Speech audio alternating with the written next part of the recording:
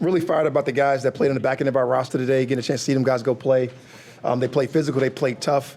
They'll make those later decisions for Terry and myself and our organization very tough on us, and getting people who you decide to keep on the rosters. Obviously, we got another week next week and looking forward to it. Looking forward to a great week of practice. With that, I open up for lead.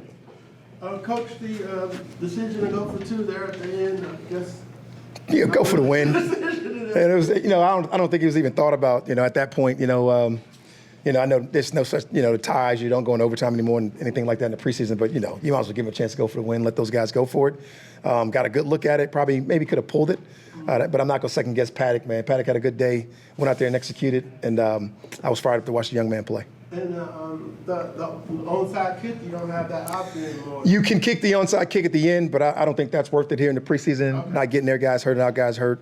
But that would definitely be the situation where you would do the onside kick, and it's a show look. It would get up there, look like the old thing that you always know, what you've always seen, and you get a chance to tell the official that right there at that point. Okay. I told those guys no way. I told Harbaugh's no way either. Okay. And then just the decision to sit almost 40 guys here today. We got that tough week of practice that we talked about, those high energy ramped up deals, and that's kind of how we go about our business, where we can mitigate the injuries and do the things that we want to do with the guys that we got going. And it was a great decision by us, as we always make those decisions as an organization. We'll have a nice little scrimmage for those guys so they can get a feel for what a game is like next week. We'll be able to ramp that thing back up in practice and get those guys going. But we got a chance to see the guys in the bottom of our roster go out there today and really, change some opinions, change some minds, and that's always a good thing. You mentioned the kickoff with the onside, but you've had two games now to sort of learnings and then impressions of the new kickoff rule. What are your thoughts on it so far? It's just exciting. To get the play back in the game was the number one goal.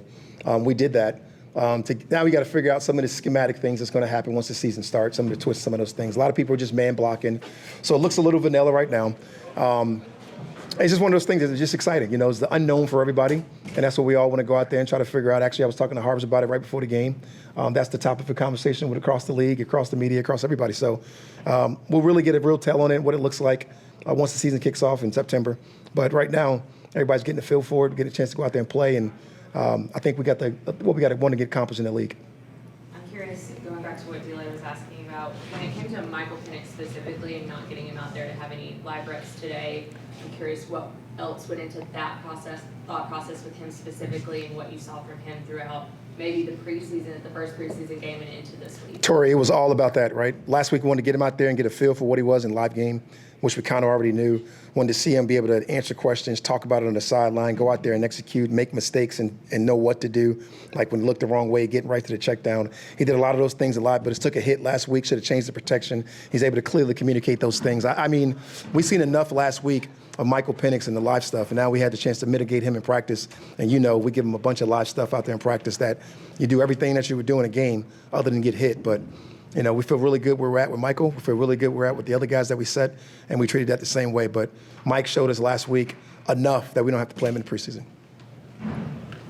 When it came to Younghoe Koo, he did something today that he doesn't normally do, 3 misses. I'm curious, it's not normally something that he's known for. Was there anything specific that he was working on today that kind of led to those? I don't think Younghoe Koo would make excuses. He didn't have a great day, and I got so much confidence in Younghoe that he's going to go back to the lab and get it right and fix it and do the things he needs to do to get ready. He did make a great tackle on the first kickoff. I don't want to see him do that ever again, but he definitely went out and did some really good things. Made 2, missed the 3. He wants them all back, but he's mentally tough. He's sharp. He'll bounce back this week and be ready to go. I'm curious from your standpoint, compartmentalizing, obviously having to look at these guys who are the bottom part of the roster, turning the bottom part of the roster, making those, as you're talking about, tough decisions, while also understanding that there have been some bigger decisions made over the course of the days leading up to this game that impacts your starting lineup and how your roster looks possibly going into week 1. I'm curious how you as the head coach compartmentalize that for yourself, but also for the team in the locker room. For me and for us, we'll never apologize for acquiring good players. And when you get a chance, you got a guy like Terry who's constantly churning the bottom of the roster, churning the top of the roster, churning the roster just in general. The elite communication that we've had in our building, I think has been awesome. It's been awesome with the guys within the building, the coaches within the building, our players, everybody's involved. And anything that needs to be talked about will be addressed open, honestly, with clear communication, so we don't have any mistakes or anything that happens in the wrong way. I got so much confidence in this organization, how we handle our business and how we do everything we do the right way.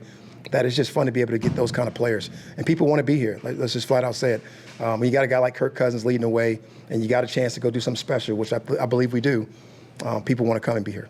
With the additions you've made on defense in the last few days, what's the challenge for you and your staff to integrate those guys and get it all pulled together by the opening? Don't mess up good players, right? The challenge for us to get those guys going, get them acclimated, get them going the right way, make sure they're in the shape that the guys that have been around here has done. Our performance team is going to definitely be all over that, making sure find out where they're at physically and mentally, and do all those things, get those guys caught up that way. We'll be able to definitely shove a bunch of jog throughs at them, a bunch of walk-through reps. We get a chance to watch them move around an individual, get those guys going. They're at two different levels. One guy was in camp, one guy was not. So we'll figure those guys out individually, and we'll do it the right way. Anything else? Coach, what was your overall assessment of Heineke, and as well, what would you say your strong points, takeaways offensively, as well as some things you guys want to continue to work on and improve upon based off of what you saw today? That looked like Taylor Heineke today. You know, that's the guy that we know, the baller, the instinctual football player, can go out there and lead the offense, get down the field. Obviously didn't punch it in the end zone a couple times. We'd like to see him do that, but that was Heineke. Tough player, good throws, you know, smart, knows what to do, know how to do it, can execute. That looked like Taylor Heineke today. Looked very comfortable.